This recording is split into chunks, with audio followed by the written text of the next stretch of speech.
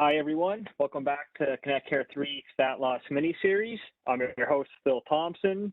I was your same host last week, and fortunately or unfortunately, I'll be your host next week. Last week, we talked about the truth about fat loss. This week, we're going to talk about exercise considerations for fat loss. Okay, I'll skip my introduction this week. I'll skip that boring tidbit. If you're interested in that, I suggest you go back to listen to the beginning of the last presentation. With that said, if you haven't seen last week's presentation, I would strongly recommend it. We'll go through a quick little summary here, but it's definitely going to miss a lot of the nuances that we talked about last week. Seeing last week's presentation will really help you understand this week and next week's a lot better. So I strongly encourage you to go do that if you haven't already. With that said, I'll do a little summary right now. Last week, we talked about how the body is a product of circumstance and survival. It doesn't really care about how you look, how you feel, or about what you want to look like or what you want to do. It strictly adapts and survives, okay? And adapts to whatever you stress it to, and it becomes better at dealing with that stress, okay? We talked about fat loss versus weight loss in terms of how the body adapts and how we should be more worried about fat loss as opposed to weight loss, right? If we're losing weight, we could be losing it from either fat tissue or non-fat tissue. When it comes to non-fat tissue, it usually means muscle tissue. We talked about all the negative health consequences of that. We talked about how the body will prefer to take away muscle tissue before it takes away body fat due to the high metabolic rate of muscle tissue and the low metabolic rate to fat. So when you're in a low caloric deficit, that your body will prefer to take away muscle tissue before it takes away fat because it doesn't cost a lot of calories to keep fat, and it costs a lot of calories to keep muscle tissue. We talked about how a lot of that wasn't your fault if you've tried to lose weight in the past, that we've been told our whole lives, cardio, diet, cardio, diet, cardio, and diet, and haven't talked about the importance of resistance training, okay? We talked about having positive changes in body composition through two different avenues, either gaining muscle tissue or losing body fat. Either way will lead to favorable changes in body composition, which is the whole point. That number on the scale doesn't matter. It doesn't determine our health, okay? That our health is determined by our composition, which means, again, increasing it through either adding muscle tissue or dropping body fat, or typically a combination of both. And in terms of long-term success, which one should you do first to yield the best results? And if you took anything away from last week's presentation, that we learned how important resistance training is. And that's the one aspect that you probably didn't hear much about your entire lives when it came to health and fitness and fat loss. So today, when we talk about exercise considerations, there's some terms I'm going to be using. This is just some operational definitions to kind of help with that. So we'll talk, you'll hear me say something called the adipose cell. Now, the adipose cell is a fancy word for fat cell. This is where we store triglycerides, okay? What's a triglyceride? A triglyceride is made up of 3 free fatty acids and a glycerol. Great, Phil. What's a free fatty acid? Why do I care? Well, a free fatty acid is technically what we break down when we burn fat. So an adipose cell contains a ton of these triglycerides / free fatty acids. And so when we burn fat, we're not actually burning the adipose cell. That cell stays there. Imagine that cell, that adipose cell, essentially being a storage unit for fat. Okay, so whenever we burn fat, we're burning some of that stuff from the inside, but we can't burn it directly from there. As we'll learn later, it's kind of, we have to transport it out to get to the muscle tissue to actually be used. Okay. Moving right along with operational definitions. So high intensity training. Okay. My definition of high intensity training is any activity that increases your heart rate above 85% of your age predicted max heart rate. Okay. To make the math easy, we're just going to say someone's 20 years old. So you take 220 minus your age, 20 times 0.85.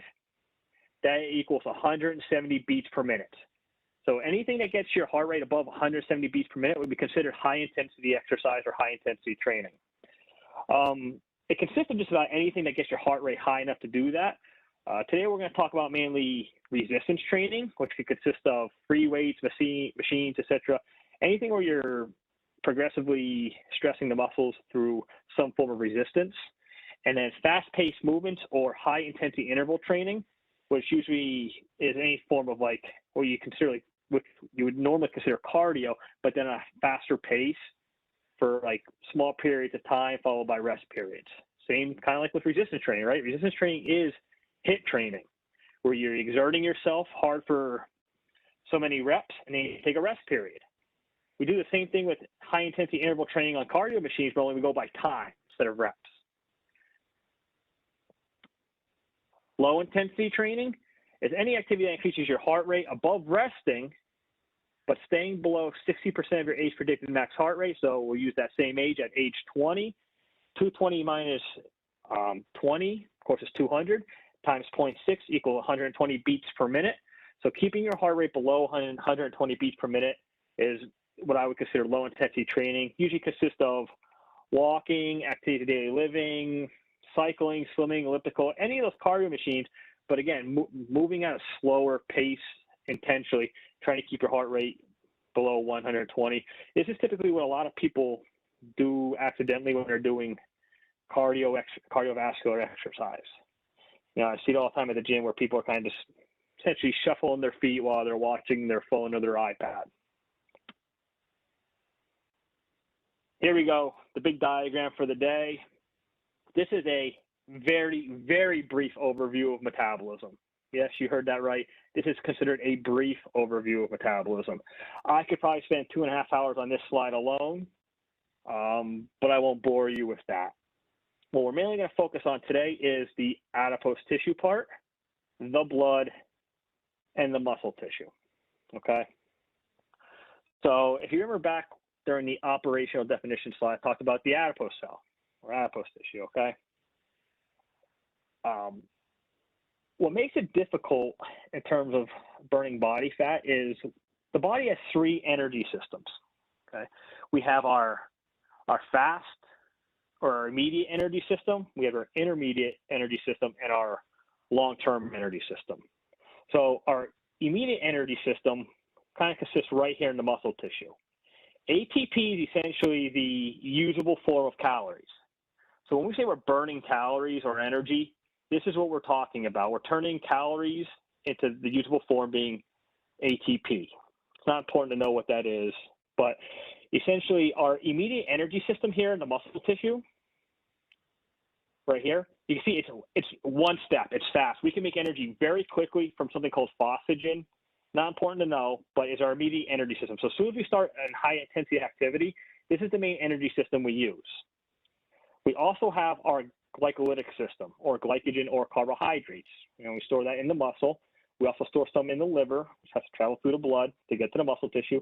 As you can see, it takes a few more steps. In all reality, it's like 12 to 15 steps, and that's why it's called the intermediate system, okay, to convert all the way down to fully oxidized to make ATP. So we do make some quickly, right, but to fully break down a full thing of glycogen has to be fully oxidized to make ATP, several steps.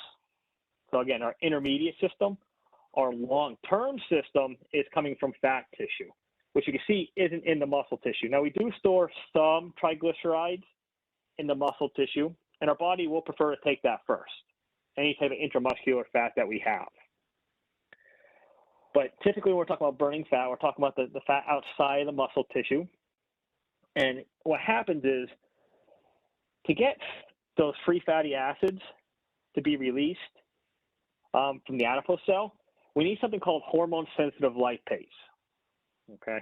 Why is that important? It essentially tells the adipose tissue to release the free fatty acid into the blood to where then it then travels to the muscle tissue where it slowly gets broken down through the oxidative system to form ATP. As you can see, it takes a long time. That's why it's our long-term energy system. Okay, we have an abundance of it, and we can use it for long-term energy, but we can't use it very well for high-intensity exercise. So you're asking, Phil, why are you telling me all this? I don't need the biology lecture. Just get on with it. All right, well, this will help you understanding a little bit, okay? I've talked about hormone-sensitive lipase releasing the free fatty acids, right? High-intensity exercise, even though it primarily uses this energy system and this energy system to fuel the current exercise, it sends our body into a panic mode. It doesn't know, like, okay, I'm doing a sprint or lifting weights. It just knows it's performing what would cost a lot of energy quickly.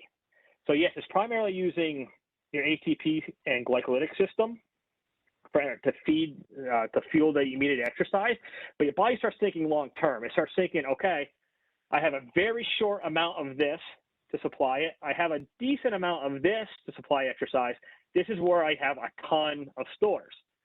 High intensity exercise and that shock tells the body to release something called hormone-sensitive lipase or our adrenal hormones like epinephrine, norepinephrine. That again tells the free fatty acids to get it released into the blood to get to the muscle tissue right away. Well, not right away, but it tells it to, because again, your body goes into panic mode. It doesn't know I'm lifting weights just to lift weights. It thinks it's part of our situation just to live. It doesn't know. It thinks we're running from predators. Okay, so it's immediately trying to supply energy for the long term in case we need it. So high intensity exercise releases this hormone sensitive lipase to allow fat to get into the blood. Low intensity exercise doesn't do this because it doesn't shock the body. Low intensity exercise will just rely more on our glycolytic system. Okay, because we're moving at a slow enough pace that we're fueling it through glycogen, so it doesn't think we need to think long term until we get to kind of like high levels of time that we're doing it. So if we're doing low intensity exercise for 60, 90 minutes or so, it'll start releasing, or maybe even 30 minutes, more adipose tissue, but still not to the same extent that it will by doing high intensity exercise first. Now, with that said, high intensity exercise, again, is great at releasing fat into the blood, but it's not good at using this as its main substrate to use for fuel. Because again, it requires too much fast energy to fuel it. So we have to fuel high intensity exercise through glycogen and our phosphagen system, right? Because it's high intensity, so we can't use fat really well. But again, your body's starting to prepare for the future. However, low intensity exercise is fantastic at using fat for fuel.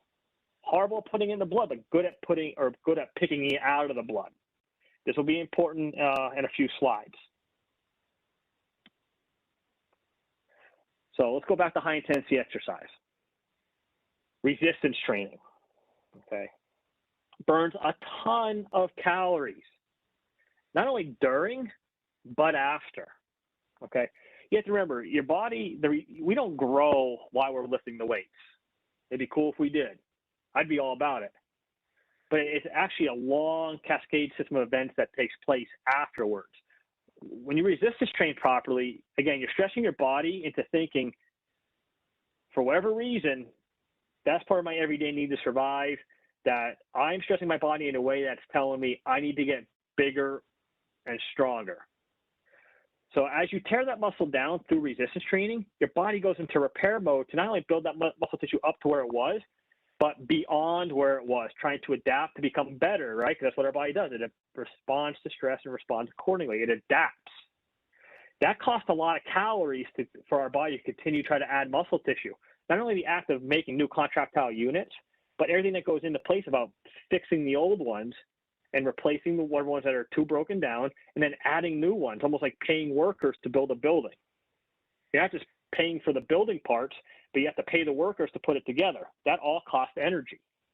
Resistance training is also hugely important for increasing and preserving muscle tissue, which we know is hugely important for increasing and preserving metabolism, right? We use a ton of glycogen during resistance training.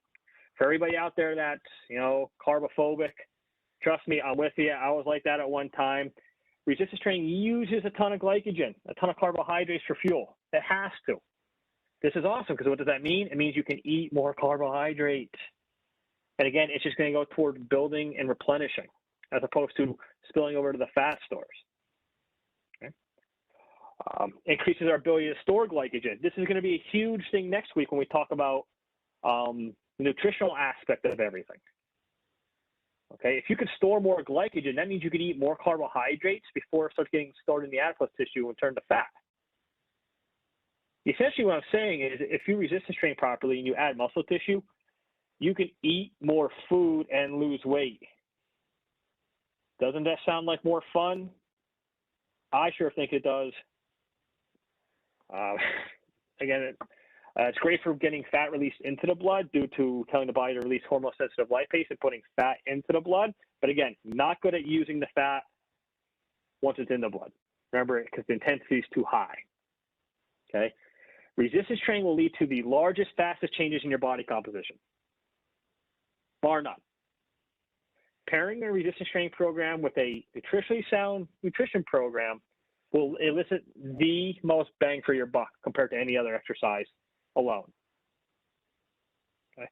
So if you do nothing else, as long as you resistance train and have a sound nutrition program, you'll see changes faster than you would be by doing cardio and diet alone, or diet alone. Okay. It allows for more room for error when it comes to diet. Kind of talked about that already in terms of, you know, how a lot of energy goes into repairing and building muscle tissue, so I won't go into that too much more, because again, I'll save a little bit for next week. And like I said, these are just the direct benefits in terms of fat loss. Resistance training, again, it gives you your most bang for your buck in terms of all things of life. I've been personal training since I was 20, so I've been doing it for over 16 years.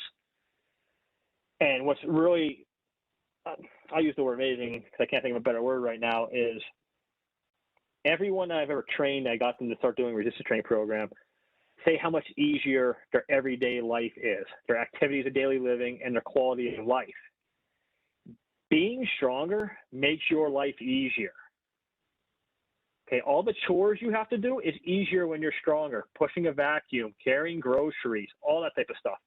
I always have clients come up to me a couple months down the road without me, asking them, to say like, yeah, it's amazing how I can feel the changes in my everyday life, how getting up off the couch is so much easier now. Or they'll say, like, because it might be like a 55, 60-year-old female saying how her son or grandson need help moving the couch and she just picked up one end. And she was never able to do that before. Or how carrying groceries is so much easier now. Right? It transfers to everyday living. I mean, besides everything I just talked about before in terms of fat burning, that alone is worth its weight in gold, right? Bone health. Resistance training is the only way to either increase or maintain your bone mineral density. As we get older, I can't remember the exact age. I want to say between age 25 and 35, depending if you're a male or female. After age 25 or 35, you greatly reduce your ability to lay down new bone mineral density. Okay, which means you have to really worry about preserving what you have.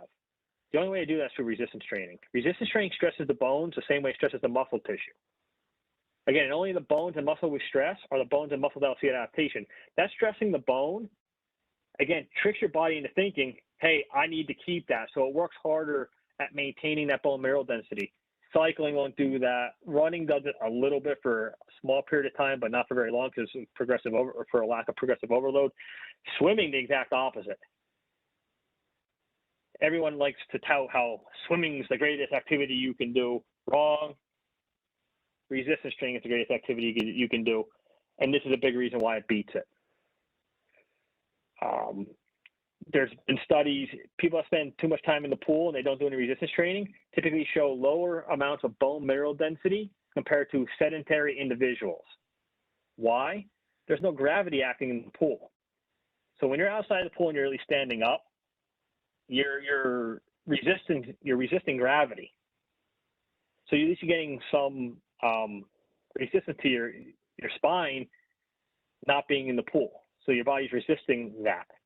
So it maintains that bone mineral density in the outside the pool. If you spend a lot of time in the pool, you're not fighting that gravity anymore. So you have a higher chance of osteoporosis.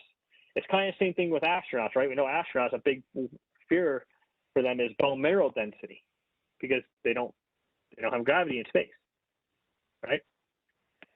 Resistance training. Other forms of high intensity training or high intensity exercise is high intensity interval training. We've heard of this before, right? We remember the P90X commercials and whatever that other one where it flips exercise activity and rest periods upside down, which is insane for a bunch of other reasons, but I digress.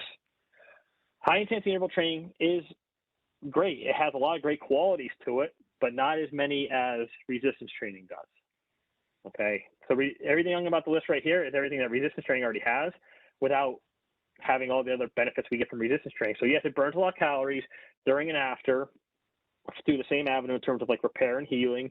Also, EPOC, excess post-oxygen consumption, you get that with resistance training as well. That's essentially just, think of it this way. Whenever you do high intensity training, you notice it takes you a while to get your breathing back to normal, right? That's your body's way of trying to get back to homeostasis or equilibrium or rest. Your body has to work to get back to normal. Okay, so when you do high intensity exercise, your body has to fight harder to get back to normal. When you do low intensity exercise, think about when you go for a walk or do like a light cardio bout, after a minute or two, you're kind of back to normal, right? So again, you're not stressing your body that much, not the way high intensity training does. It can preserve muscle tissue with a caveat. It only do it in the muscle tissue you stimulate. And when it comes to like most things you do, you can't stimulate all the muscle in the body. No, the rower doesn't do it. No matter what you were told, it's still going to lack muscles in the body. So again, resistance training is key. It is good for releasing fat into the blood, but again, not good at using the fat for fuel. And you're like, Phil, well, why are you telling me about this stuff if resistance training is so much better than it anyway? Well, I'll talk about where you can use this at different times. Low intensity exercise. So this is a typical non-resistance training, slow pace movement. Awesome at using fat once it's already put into the blood. Your body will follow the law of mass action. So I know what you're thinking. Well, if low intensity exercise is so good at burning fat, why don't I just do low intensity exercise so I can just burn more fat? Because it's not readily in the blood. We don't keep high amounts of free fatty acids floating in the blood. We don't want to. It's not good for us to have high levels of free fatty acids in the blood. If we do, that means there's something typically wrong or some form of chronic disease. Our body will follow what's called the law of mass action. Whatever's primarily in the blood is what our body will use for fuel. So by doing high intensity exercise, we use up pretty much all the glucose in the blood. We'll use it rather quickly. And remember, high intensity exercise puts fat into the blood. For us to follow with low intensity exercise, meaning there's high amounts of free fatty acids in the blood, allowing that to be the primary fuel source for low intensity exercise. If we don't do that high intensity exercise, we have a lot of glucose in the blood and not a lot of free fatty acids in the blood, meaning, again, law of mass action, the low intensity exercise will use glucose instead. Low intensity exercise is easy on the joints, fantastic way to cool down. Typically doesn't burn a high amount of calories. I mean, it can, but depending on how much time you want to put into it. It does increase oxidative enzymes like succinate dehydrogenase and citrate synthase. This allows us to speed up that oxidative process in the muscle cell way back in that super sweet diagram I did in the beginning. But it's not hugely important to know that right now. But this is the reason why we get better endurance when we do slow intensity exercise. So when we start jogging, we see our legs don't get tired as fast. That's part of the reason. And we get a lot of mental benefits from low intensity exercise. I mean, walking is fantastic for you. I'd almost say walking for you is better for you mentally than it is physically. Okay, it really clears the head. Plus you kind of collect your thoughts, have 1,000 little mini arguments that you can kind of get out of your head for the day and start your day clear. Okay, I know you're gonna look at this graphic, get real confused for a second. Calm down, relax, we'll get through it, I promise. This kind of highlights everything I kind of talked about, but just in a nice visual to do it. So if we see any red, so we see red is carbohydrates, see a red line, and over here is percent of energy derived from carbohydrates. Blue is percent energy derived from fat, blue line, and down here, because we were talking about intensity in terms of percentage of maximal heart rate. Going from rest all the way to 100, our heart rate can be above 100% of our age predicted max heart rate, depending on health, but I'm not recommending anybody do that. So why am I talking about this? Okay, it shows us that as exercise intensity increases, we have a greater reliance on using carbohydrates for fuel. And it shows that as the intensity increases, our reliance on fat to fuel that primary exercise is less because, again, it's too intense. It takes too long to break down fat to fuel high-intensity exercise. We can see this happens around the 60% maximal heart rate mark, right? Hence why I defined low-intensity exercise at being about 60% of your age-predicted max heart rate. Okay. Why is this important? Well, for two things. One, again, it shows this, that we want to, for low-intensity exercise, we want to keep it under 60. For high-intensity, essentially over 85. And by doing that, by doing high-intensity exercise first, we're going to use up a lot of glucose, right? And the more glucose you take out of the blood, it means there's less glucose in the blood for the low-intensity exercise. The high-intensity exercise also releases more fat into the blood. So the law of mass action takes place as well. So we'll burn more fat during the low-intensity phase. And it shows why we want to keep our heart rate down during the low-intensity part.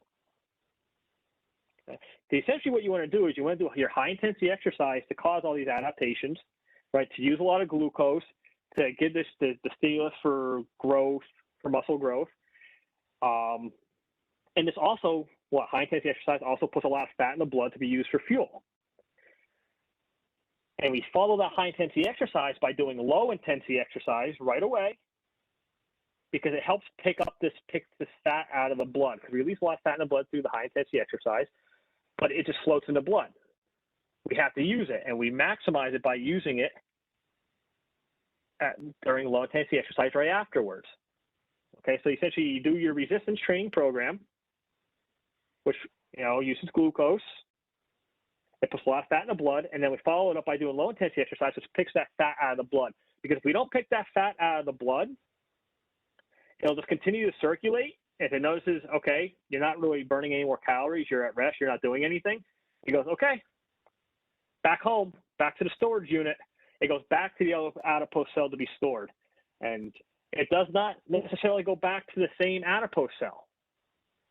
Okay, it'll go back to any adipose cell that will receive it, meaning there are cases where for some individuals that they might burn a lot of upper body, or they'll break down a lot of free fatty acids from their upper body, and it might get stored in their lower body, which is weird, right? But it can happen because our body doesn't discriminate with that. It's wherever the blood flow use happens to be. Okay.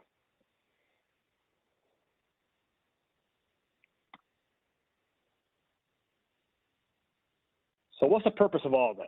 Again, if you listen to the presentation last week, you're listening this week, we're trying to improve body composition. And if you are new to resistance training or it's been a long time, you should be doing this primarily through increasing muscle tissue, or if you have a low metabolism. Next week, when we talk about calculating your maintenance calories, if your maintenance calories are around 2,000 or less, that's not a lot of calories. That means you probably have a fairly low metabolism because you have a low amount of muscle tissue. Okay, another sign is if you're cold all the time, if you're cold all the time, you probably have a low amount of muscle tissue. Ask individuals that perform a lot of resistance training, ask them how often they're cold. Not often, okay, because their muscle tissue generates a lot of heat, okay? So your primary thing you should be doing right now is focusing on body composition, but by improving or by increasing the amount of muscle tissue you have. By increasing the amount of muscle tissue you have, you're going to up your metabolism so you can start off, when you are ready for a true fat loss plan, you can start off instead of at 2,000 calories, but at 3,000 calories. What sounds like more fun, eating more and losing weight, or eating less and losing the same amount of weight? Yeah, eating more sounds a lot more fun, right? It also sets you up for a lot more success down the road.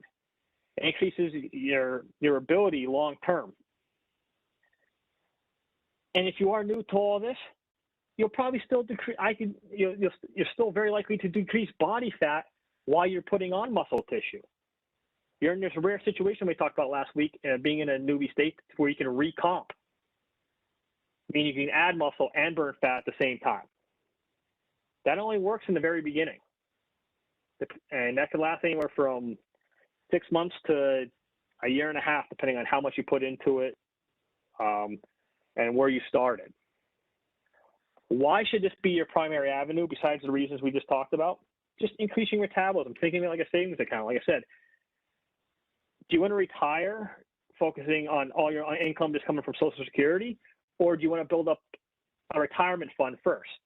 Think about your muscle tissue as your retirement fund before you go into a fat loss phase. Okay, it's going to let you have more discretionary income, right? It's going to have a higher metabolism, more calories you can take in, more calories you can spend, right? It will be infinitely easier, okay? It gives you a lot more wiggle room in your diet when you're trying to increase muscle tissue. Because if you do have those days where you eat a little too much, chances are majority of that's going to go towards building more tissue as opposed to just spilling over to fat. Seeing your strength and endurance increase is highly motivating. When you start lifting more weight for more reps and more sets and seeing those improvements, it is highly motivating because you can see physical actions and adaptations taking place. Same when I talk about the individuals getting stronger in everyday life and just seeing the noticeable changes in their everyday life, how much easier everything has gotten, right? That's highly motivating. When you're strictly trying to like lose weight through cardio, you're depending everything based off that scale. You live and die by that scale. That stinks. That's junk. Focus on resistance training. You get all these other improvements. Okay. Again, your body is primed to do this because it's never done it before. You've never actively tried to put on muscle tissue in your life. You've never once said, I'm going to try to put on weight. But you're going to try to put on good, healthy weight. Your body can be highly responsive to it. Okay. You'll see faster changes, and again, it sets you up for long-term success. I promise. Like, just to go back to all this for a second, as a health coach, I'm the one that has to work with you with all this stuff, right? I know it's different from anything you've heard before, probably, and it sounds a lot more difficult. But what benefit do I have of just telling you this, just to tell you this? Wouldn't my job be easier just to tell you what you think you already know? Wouldn't my job be easier just to tell you, yeah, you know, just try to do a little bit more activity and let's cut your calories down by 100 to 200 calories? Because to you, it's what you've heard your whole life. It makes a lot of sense, right? Makes my job infinitely easier because if you don't see results, which you typically won't with that because it's not really true, you'll think it's not my fault because that's what you've heard your whole life. You know that's true. There's no benefit in me telling you all this stuff just for the fun of it. I'm telling you all this stuff because this is the truth. This is the reality of the situation. Because I want to see you succeed. I want to see you adapt. I want to see you change. I want you to see the results you've never seen before. But to do that, you have to do the things you've never done before. Any behavioral change means getting comfortable being uncomfortable and trying something new. But you have to buy into it. Putting it all together. Okay, what to do. One, again, if you were here last week, you know how I feel about getting a fitness membership, okay? Got to get a gym membership. It really can't be done at home. The only way it's even remotely slightly possible is if you have a high degree of training experience and a good amount of equipment at home. I know you're thinking, well, I'll buy equipment. It's going to get really expensive really fast because as you outgrow like the weight, you have to perform progressive overload, meaning using heavier weights as you get stronger. Otherwise, you're not really stimulating the muscle tissue anymore. You're not causing it to adapt. It's not stressing it. If you started off with 10-pound dumbbells for curls for 15 and now you can do them for 40, you're not really stimulating that muscle tissue that much anymore. So you have to buy bigger and heavier dumbbells. And now in a post-COVID world, trust me, they were expensive before, they're even more expensive now. And you have to constantly keep buying them. It is infinitely cheaper to buy a gym membership, okay? And it's just, again, not getting a gym membership, you're just greatly decreasing your rate and magnitude. You're changing my role from health coach to managing expectations because you will not see the results you're expecting doing it at home. You should be focusing on resistance training as your primary mode of exercise. I have here listed 3 to 7 days per week. 3 is the absolute minimum, I believe, to even possibly put on some muscle tissue. Do you have to lift 7 days a week? No, not unless you want to be awesome. I'm just kidding. We have fun here. But 7 days would be great, but I understand that's asking a lot. And I wouldn't say it's totally necessary, but you could if you wanted to. I think the sweet spot is around 4 days per week. 2 upper body days and 2 lower body days, consisting of different exercises. You want to try not to repeat the same exercise in a week if you can prevent it, just to prevent any type of overuse injury and maximize adaptations from hitting the same muscle group from different angles, okay? Rate and magnitude would be dictated by how often you do it. Anybody that resistance trains 3 days a week compared to someone that resistance trains 6 days a week, we know the one that resistance trains 6 days a week will likely see faster results and greater results, right? That's anything in life. Anything you practice, whoever practices it more will see typically better, faster results. Frequency is key, okay? So stimulating the muscle tissue often is hugely important, not only when you're trying to put on muscle tissue, but maintaining it as well. After we exercise a particular muscle group, protein synthesis rates stay high for about 36 hours, meaning we can hit every muscle group in the body. We should hit every muscle group in the body at least twice, if not 3 times. I think twice is sufficient, especially for starting out. But if you're only hitting it once per week, you're going 4 or 5 days every week where you're not stimulating that muscle tissue to grow at all. And that's just a missed opportunity. It is highly individualized. I know everybody wants to leave these presentations knowing everything and still to go forward. It is so highly individualized that I couldn't possibly tell you everything you need to know in a presentation, even if I had 14 hours.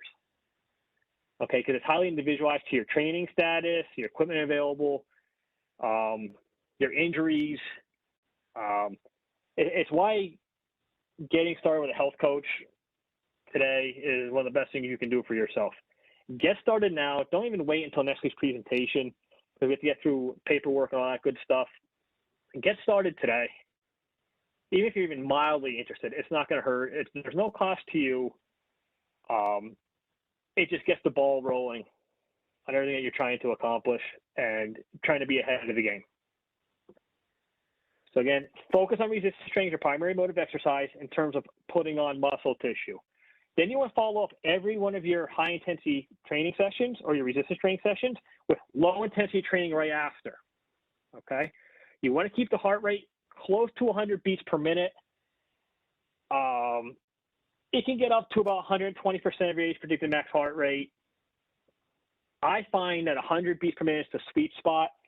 After 100 beats per minute, we get more sympathetic nervous system activation, which means release more epi and norepi, which is going to cause us to want to use more carbohydrates. So I say try to keep it around 100 beats per minute. Most cardio machines have those handheld sensors. I prefer walking because it's the easiest. I can pick my speed and my grade, and I keep it consistent every single day. So after I do my resistance training, I walk about 20 minutes. I'm keeping my heart rate as close to 100 beats per minute as possible. If I walk at the same speed and grade every day, I have a good idea where that's at. So I don't have to constantly keep looking at it. Every few minutes, I'll check it just to make sure I'm staying around 100. But by keeping it consistent like that, I don't have to constantly be watching and keeping my hands on the sensors. If you use other things like the elliptical and the cycle or anything else, you can, but you're going to want to continuously be looking at your heart rate or keeping your hands on the sensors to see where your heart rate's at. You have to make a real conscious effort at looking at your RPMs on the elliptical or on the cycle to make sure you're not pedaling too fast or too slow. Because again, you want to keep it around 100 beats per minute. Definitely under 60% of your age predicted max heart rate. Okay, and 100 up to 100 is where it's going to maximize picking that fat out of the blood. Okay, because we're trying to take advantage of that, right? Even though our main goal is to add muscle tissue, why not take advantage of this opportunity we have after high intensity exercise to clear that fat out of the blood that we just put in there? It's kind of like bonus points. Take advantage of it. Now, this doesn't mean cutting your resistance training short for this. If you're halfway through your resistance training program and notice, oh, I only have 30 minutes left before I have to go home, it doesn't mean you cut your resistance training short. Resistance training is still the top priority. Okay, what you'll get out of that long term will far exceed what you'll get out of that walking. Okay, stop looking at your phone in the gym. Get in there, lift your weights, walk 10 to 30 minutes, get out. Okay? Don't play on your phone. Don't do anything. Get to work. Get home. You don't want to spend a lot of time in the gym anyway. All right? Other types of high-intensity interval training. So when would you use this? Remember we talked about, Phil, why are you telling me all this if I should primarily be doing resistance training? Let's say you want to exercise a 5th day per week, and you're already doing 4 days of resistance training, and you don't want to do another day of resistance training. I would say, cool. If you want to have a scheduled 5th one all the time, or it's just a sometimes thing, so like maybe every other Saturday, this is the perfect time to use high-intensity interval training, right? So you pick elliptical or a cycle, and you sprint hard for 30 seconds, easy for 90. Sprint hard for 30 seconds, easy for 90. And you do that for, 5, 10, 15 minutes, wherever your starting level's at. And we use up a lot of glucose, burn some calories, and we put a lot of fat in the blood. And then you follow that up by low intensity exercise, right, to clear that fat out. It's a way of getting an extra workout in, okay? You should use it sparingly. So if you're doing a resistance training program, again, you're hopefully doing at least 3, if not 4 days per week, 4 being optimal. You should probably be doing this about twice a week, right? So that'd be like 4 days resistance training, 2 days of this, and maybe like 1 day off, or 1 day where you just try to stay active, okay? You can also use this if you have an injury. So say, hey, Phil, we've been working together. My shoulder hurts during these 2 or 3 movements. If we can't find a way to modify it right away without hurting you, we'll say, okay, we'll lay off those 2 or 3 exercises. Just do the one for upper body that doesn't bother your shoulder. And then with your extra time, throw in some HIIT. And then do your low intensity exercise. Okay? If you want to do 2 days. Now, this isn't going to be a consistent thing. This is just like you have a vacation or you have an extra day off or this or that, and you just want to use your time well. Okay? You want to do some extra sessions in the gym. So you do your resistance training and low intensity stuff in the morning, and then maybe in the afternoon you go back and you do HIIT and then low intensity training. Okay. Don't be worried about doing too much. I know a lot of people think, well, I don't want to exercise too much because then I can't do it consistently and I won't see the same results or whatever. The exercise program you lose weight on does not have to be the exercise program you live on. Take advantage of the adaptations when you can. Okay. The last one, a planned overeating event. I don't recommend this too much, but I mean, it is something that can be used. Say you're in a situation where you have to go to 2 Thanksgivings every year, and the first one isn't until 2 o'clock in the afternoon. And, say I'm off, I'm just going to do 2 exercise sessions. Again, most of those calories will go to work towards you. I mean, again, you don't have to work out twice, but it's something you can do. I'm just trying to think of other ways that you could throw in that HIIT training as well.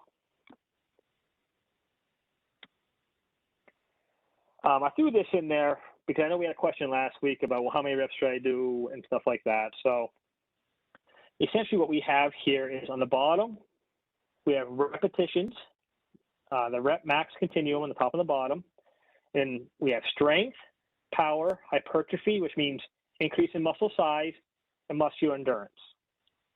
So the yellow blocks means those rep ranges elicits the most adaptations for that category in those rep ranges. So for muscular endurance, it's more than 12 to 20, hypertrophy is 6 to 12. Don't worry about power. And say like you don't care about anything else, usually you have super, super strong, rep range is less than 6, okay? What's interesting is because your main goal should be adding muscle size. But what else do you notice here with the 6 to 12 rep range? You notice we see a large amount of adaptations in all four categories in that 6 to 12 rep range. Meaning that's the most bang for your buck, right? You can see increases everywhere. Okay. Again, what your rep range will be would depend on your sets, the amount of exercises you do, and all that good stuff. Again, highly individualized to you.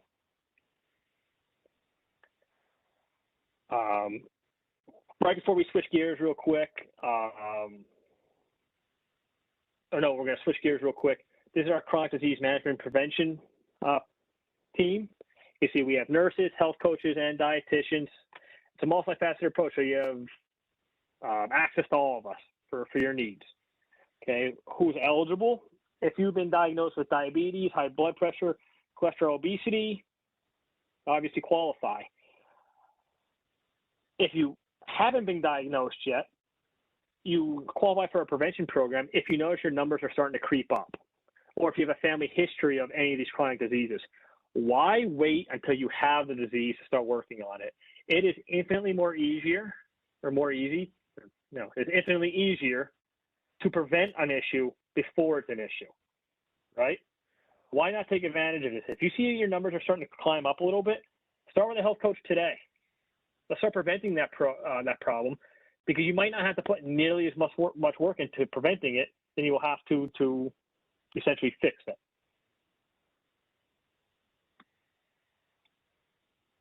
Here's all the contact information for Connect Care 3. To get started, you just email info@connectcare3.com. If you have any direct questions for me, there's my email right there. Next week, we'll be talking about nutrition considerations for fat loss. I hope to see you next week, and I hope I didn't bore you too much today. Have a great day.